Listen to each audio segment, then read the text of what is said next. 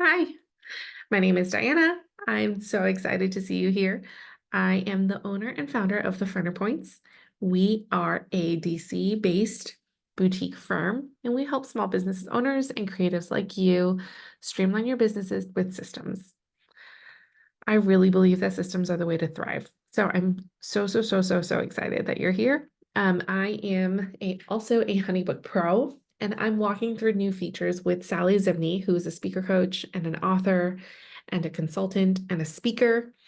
Uh, as we were going through it, I said, we have to share this because you might have the same questions too. So you're going to hear my voice and Sally's voice in the video as we are going through this use case. If you have questions of your own, feel free to drop them in the comments and I'll answer them for you. And I hope that you found this really helpful. The first thing you'll notice is your toolbar is now on the left and the search bar is on the right. So that's kind of a new habit to get used to a little bit. They were noticing that everybody kind of goes to tools and then templates. And so they just sort of broke out what templates is, Yes. get to everything a little faster.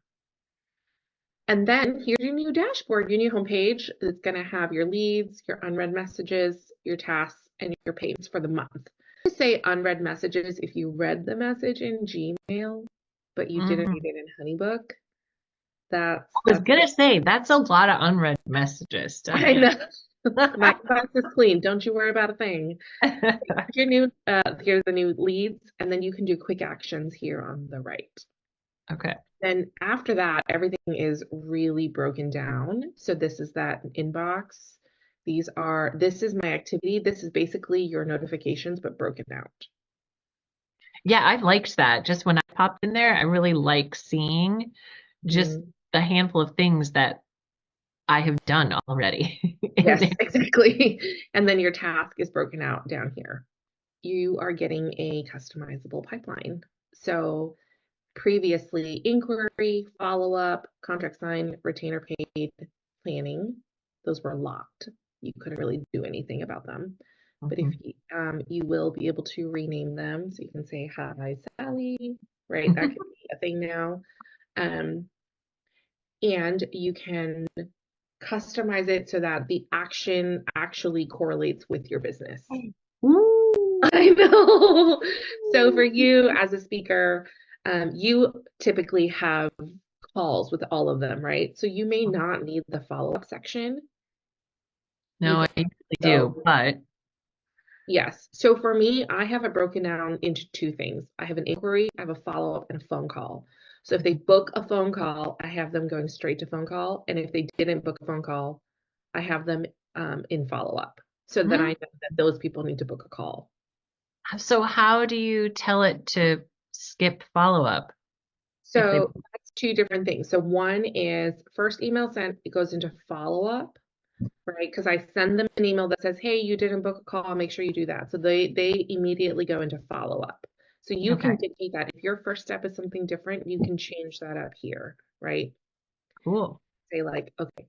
But so there's two parts. One is you've got new projects here, right? Where you can dictate after the first payment's received for you, maybe they go into media kit because as a speaker, you want to know if they've received the media kit or not instead of and you can rename retainer paid. I think a lot of people are like, for me, it's a deposit, so you can change that up if you need to. I typically go into warm and cold leads once the proposal's sent, so I break that up. But you can then say like, okay, well, what dictates a signed contract for me? Like, is that what I want to use as my marker that we are working together? Or is it payment? Like, I don't need both. And sometimes some people will sign but not pay.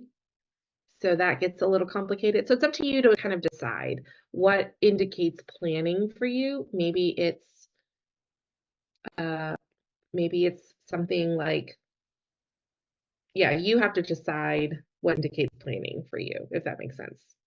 So you've got a variety of options here. So that's option one in this. And then option two for you is you are going to go to workflow. Just kidding. You're going to go templates and automations.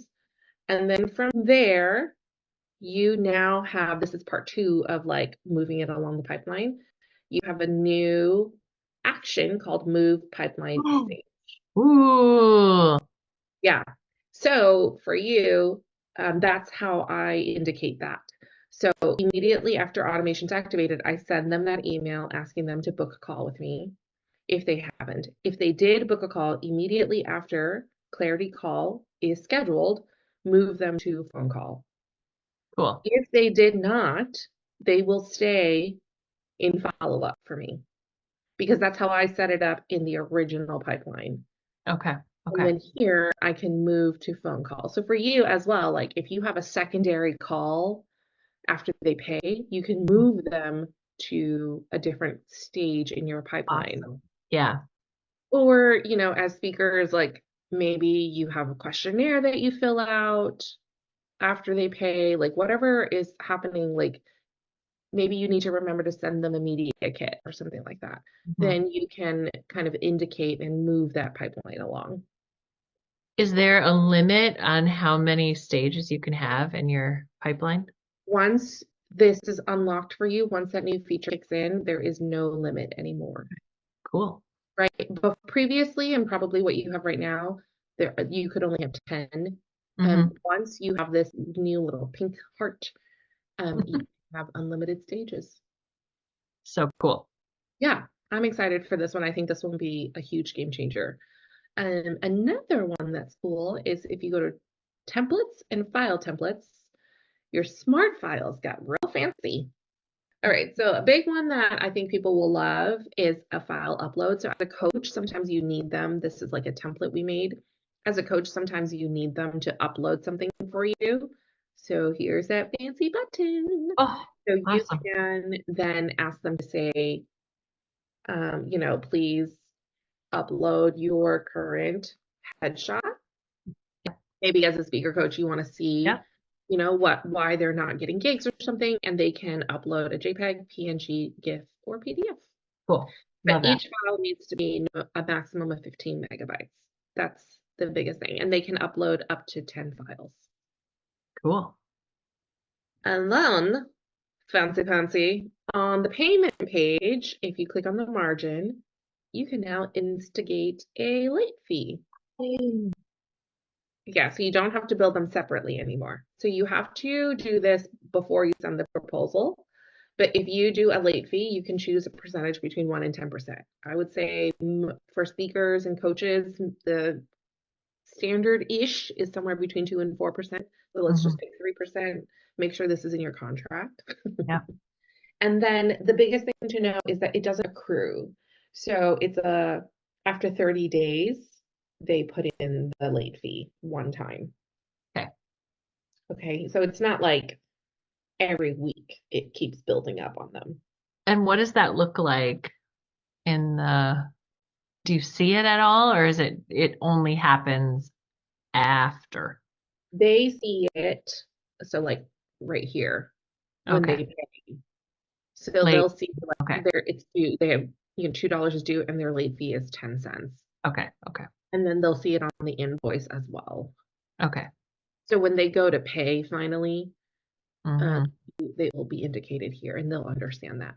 You can always go in to adjust, you can always take it out for them if you want to Hmm. do that manually, but that is something you can do. And you can now adjust the tip to be on the last payment only instead of like Oh, it used to be like if you had multiple payments and you wanted to leave them to leave a tip, it was on every payment. But now more. you Give can me indicate, more. yeah, More. exactly. But it's also like sometimes on the first payment you haven't worked with them yet. Yeah. Like, Yeah. why am I tipping you?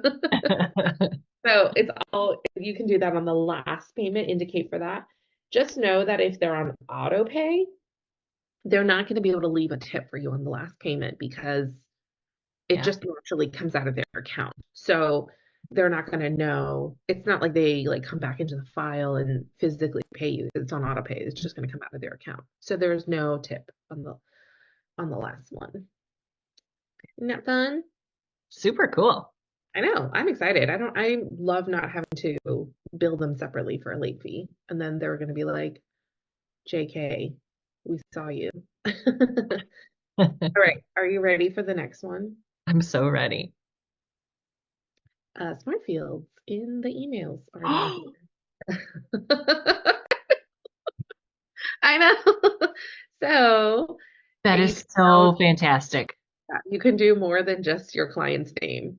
You can now like compose an email and then you're going to click on this parentheses with the X and you can choose from a list. So you can say the date, like what day they are, your speaking day is going to be your project date, right? And then where the location is, so you can have that autofill Oh my in. gosh. You can put in their, you can choose like just the first name or the whole name if that's your thing. You can also do things like your full name or your first name, your company name. So this is your company name Hmm. Hmm. and then today's date. Okay, so here's an idea that I'm having, and I'm just curious Mhm. if or how this might be able to work. So one of the things as a speaker is after they book me, I send a questionnaire to have them fill out that has all the details. Where, when, what Mhm. time is the event? What time am I speaking? Mhm. Tell me about the location, blah, blah, blah, all those things. Right. Um, I think it'd be really cool to be able to send a summary of that, like, here's the information, even just as a confirmation. Here's the information that we have for you. Like, your event is in a month. We're confirming all of the details. Boom, boom, boom, boom, boom. You know what I mean? Yeah, you can do that. So just make sure it's tagged correctly. I'm trying to see if I have your questionnaire, but I don't think I do. The speaker kit. Yeah. Oh, okay. So in your questionnaire, here, date of event, even if you're estimating, when you click on this, instead of using a date picker, Mm-hmm. you want to change, you want to basically link the response to a field. Oh, okay. And then you want to link that to Oh, your project date yes. so that that then pulls in the smart field, like it's Great. consistent across the board. And Okay. then this will also become the project date. Open a new tab so you can kind of see it correlate together. You go to the details tab. I have you archived. I'm going to unarchive you. When they fill it out, it will be under the details tab under project date. So Okay. this will auto, it will like load in a date here for you. Okay. And if you have your invoice due on the day of your event, it will also like it will sync over to the invoice because it's Okay. pulling from project date. Okay. And then a month later, when you send that email out to say, hey, just to recap, your event date is this day, Yeah. you're using the smart field for project date. Okay. What happens if, during the inquiry call, they say, we're thinking about this date, and I put that as their project date, and then that date changes, and they put the updated date in the questionnaire. What's likely to happen there? It will not override what you've done. Okay. Okay. So you will need to update that. Okay. Yeah, That's good to you are the last one. So know. Okay. even if they change it in the questionnaire, you will need to update it, Okay. basically. Mhm. Great. So then location of the event, again, I linked this to address So great. and then time of event. So I would actually break this up into two for you. Okay. So then this is linked to start time. Oh, I Oh, don't okay. have that thing here. Hold on. There's one where it's like start time and end time, Okay. and then you can link it that way. But I Okay. think that's only available in a contact form. Directions we need to know, like this one, I would link to when you change these and link them, it overrides your text. So copy it first before you do it. Link that to about. So see it override it to tell me more. And then I'm just going to paste yours back in. Great. And then what do I need to know about the event? Is travel included? That's fine. Yeah, you can do the stuff like that. But then just kind of determining all of that is going to then pull into your email. That also lives in your normal email composer as well. So if I email you, here it is. Ta-da! That is so awesome. No. So it's just automatically already connected. Mhm. It's a huge game Um, changer. I know. that's really helpful. Mhm. Huge game changer. Hmm. Yeah. Okay. Under lead forms, as speakers, you have a lot of lead magnets. So one of my lead magnets is a systems assessment. But a lot of times people, like for you, what are some lead magnets you might have? PDF downloads or courses? Yeah, I have like an email series. Yeah, so you could do email series, but you could also do a PDF or a digital course. So if you sell like you have a $27 course, right? Hmm. Yeah. Hmm. If you have your $27 course, you could sell that. You could say you would basically have smart files, like whatever the course is called on the upper left in elite form. You would add a service, start from blank, and I would then say this is, what's your $27 course called? Um, the Speaking Insider course. Okay, so if they want to purchase the Speaking Insider course, you're going to click on the service itself. It's $27, and down here it says digital product. So I'm going to add a link, and you're going to put the link to where they access the course once they've bought it. Okay. Okay, so you put that there, and then make sure you have the invoice and the payment. Hmm. Hmm. And then as soon as they pay, they will get access to your course. So the other neat thing now is in a lead form, this is where we're at right now. You're Hmm. going to click on the gear up top and you can customize the link. So you can say this is your speaker insider, Hmm. and that's your link. This thumbnail is the external link. Like if you were to text it to someone, that's the image that pops up. So you can replace that here. And then once you publish this, right? Right, I need to actually like do something with this. It's missing a link. Um, Once you've published this and you send it away, would you do any kind of follow-up? You want Yeah, them to buy bigger things, right? exactly. So you would template your email. You would Hmm. do templates and emails, write an email to kind of follow up and check in with them. And then under templates and automations, I have a couple of these. I'll just do systems assessment. Like basically an hour later, after they've taken my assessment, I send a, hey, congrats.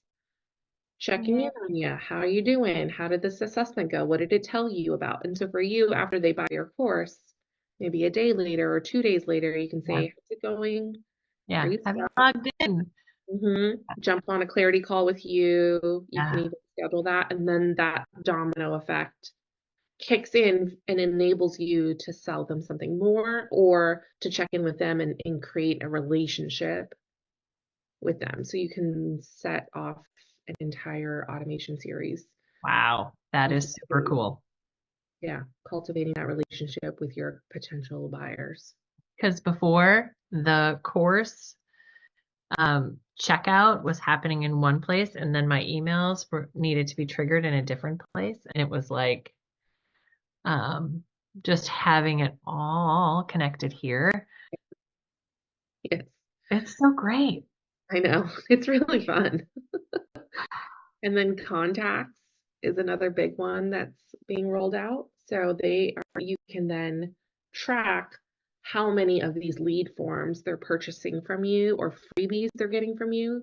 So if you Mm, click on the person, if you wanted to track their progress and see how long they've been working with you, you can go to Client Workspace, click on mm, their name, and it will pull in every project they've ever been a part of and mhm, all the communication that you've had. So if they've had multiple communications with you, mhm, I'm trying to think of someone who's returned to me a lot.